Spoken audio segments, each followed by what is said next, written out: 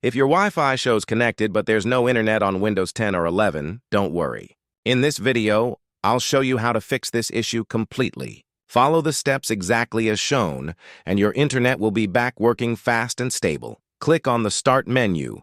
Type Command Prompt. Right-click it and select Run as Administrator.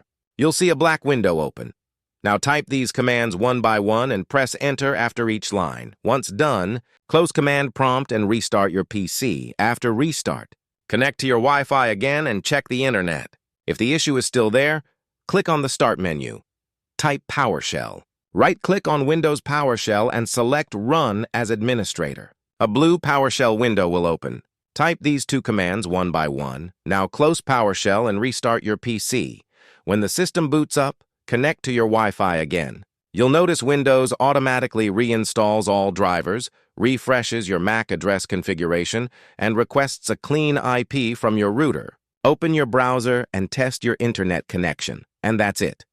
If this video helped you, drop a like and subscribe for more advanced Windows tutorials. Thanks for watching, and I'll see you in the next one.